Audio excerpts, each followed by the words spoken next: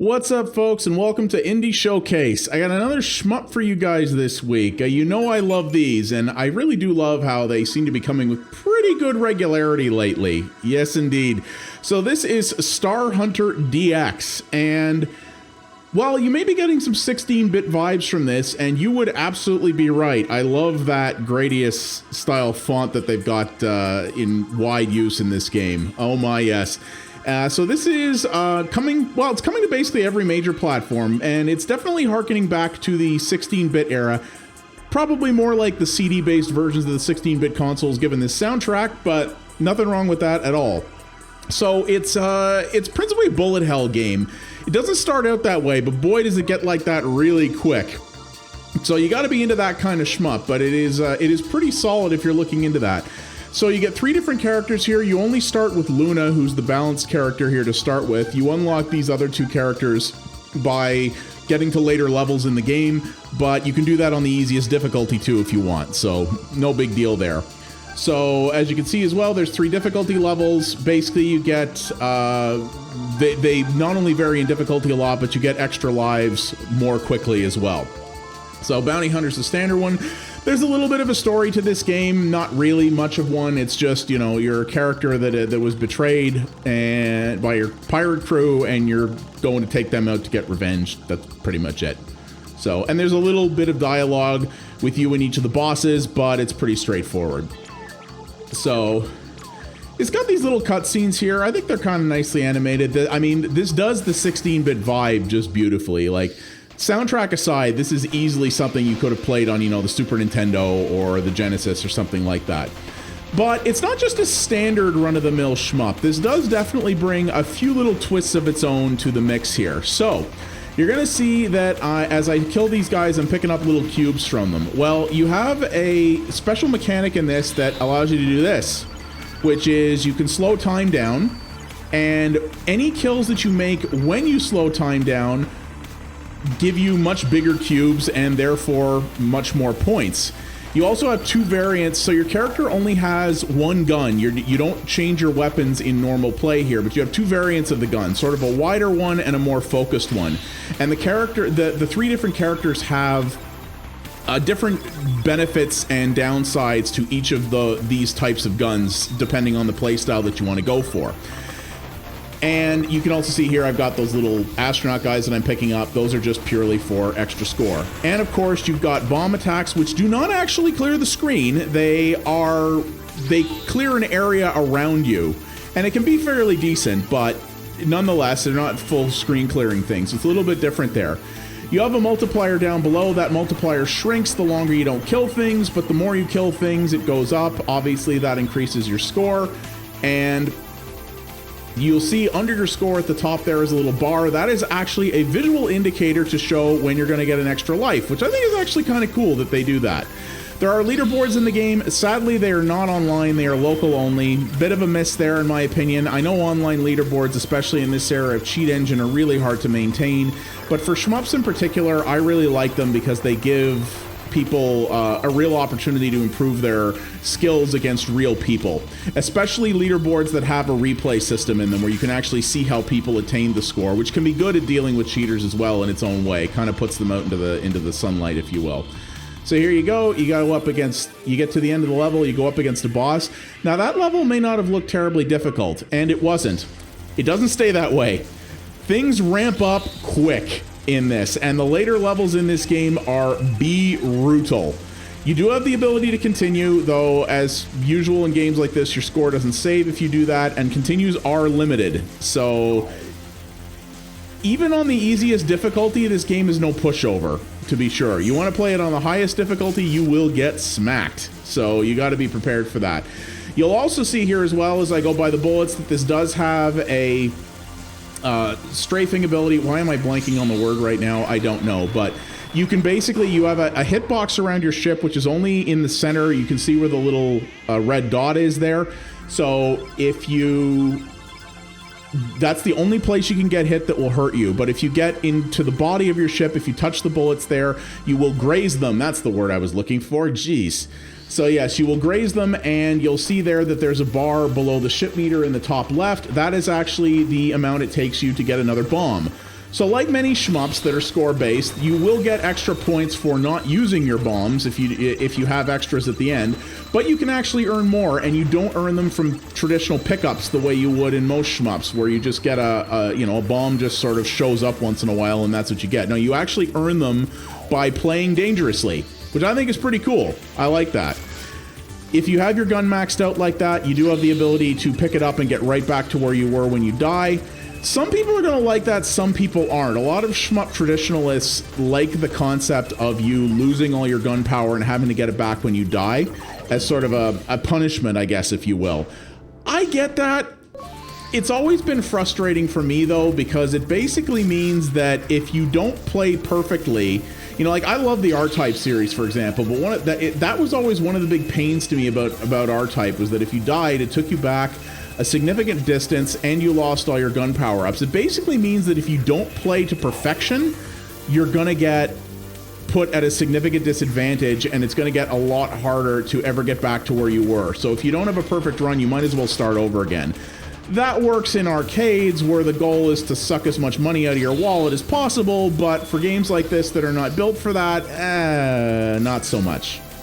So you can already see here as we've gotten into the second level that this is getting quite challenging. And yeah, this is a game that you'll want to play again. This is not, most shmups like this, they're not one and done games, right? You're going to finish it, and then you're going to want to go back and try to get better runs, try to get higher scores, and eventually attack the higher difficulties, and do it with the different characters as well, which do play quite a bit different from each other, in fact, which is one of the things that I like. In fact, let's back out here and I'll show you what one of the other ones looks like. So Edgar, for example, as you can see, his power of his rapid gun is very weak, but his focused gun or his laser is very, very strong. So that's kind of the trade-off with this. I think these mechanics are interesting. I think the multiplier system in this is different.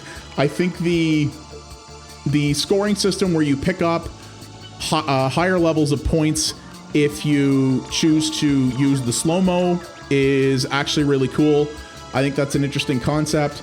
And some people are not going to be a fan of the fact that weapons are very limited, that you're not going to have multiple different kinds you can pick up. But I kind of think it's interesting the way they chose to make the weapons match or be different per character, and have each character have different strengths and weaknesses, as opposed to you picking a different character and then still finding the same guns throughout the level and then just focusing on the gun that you want.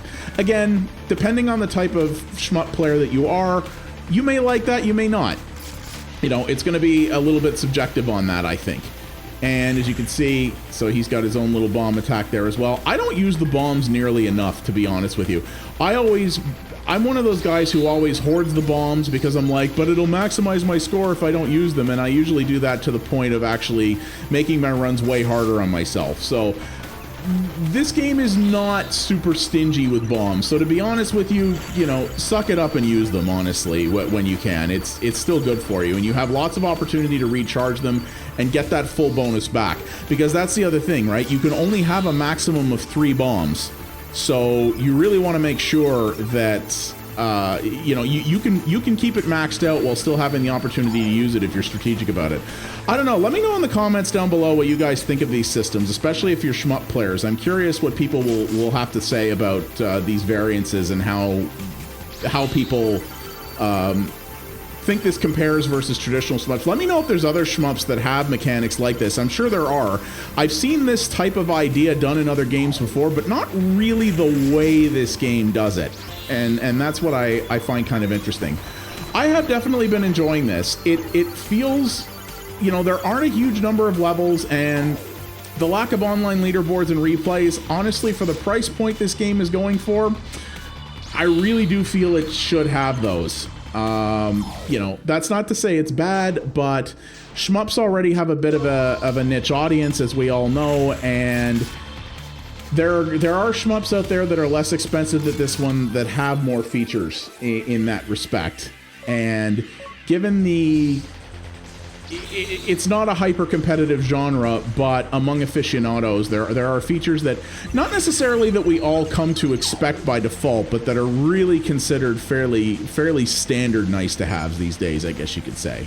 But But nonetheless, this has been pretty good. Now, it does list challenges here. These are not challenges. These are actually just the achievements. This game is on the Switch as well as the PC. Well, it's coming to the other consoles too, so they list out the achievements in their own little menu as well, which I think is kind of cool. And like I said, there are leaderboards, and each difficulty does have its own separate leaderboard, but it's offline only, which is kind of a, like I said, it's a bit of a miss. And it does have a very robust practice mode, which I like. You can pick any of the stages in the game. You can choose to go straight to the boss or just do the main area. You can choose all of your different things. You can really customize this down to a T, which is really cool. I like that. And you can play it with any of the characters you've unlocked on any difficulty. So if you really are having a hard time with a particular boss and you want to dive right in and you want to crank all, give yourself extra lives so that you can really practice with it and do things like that, it has that available. I like that. Not every game like this has a practice mode, and not all of them are as robust as this is. So that's a really cool option to give people the ability who really want to get good at it.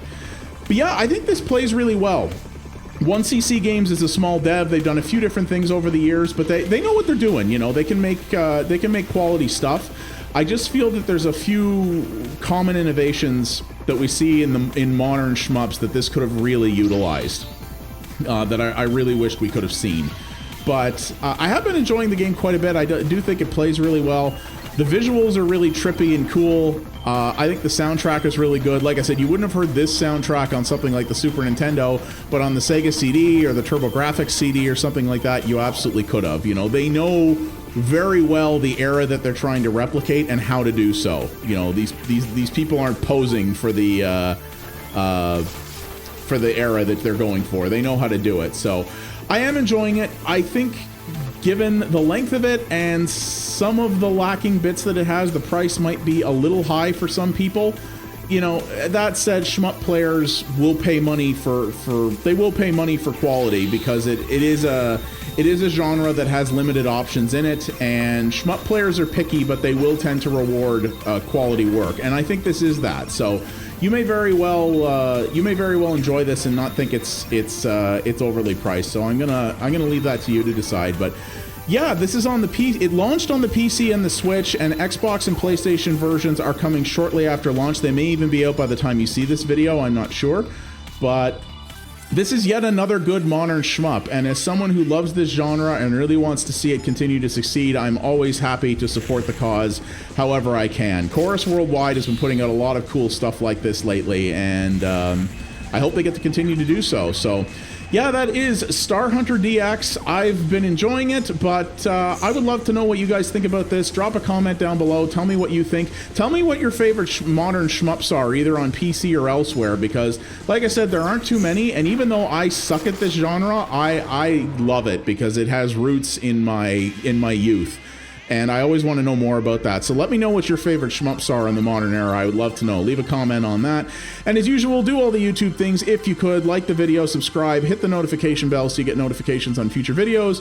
You can also follow me over at twitch.tv/pxabstraction for multiple variety streams a week, including a lot of indie stuff that we don't cover over here.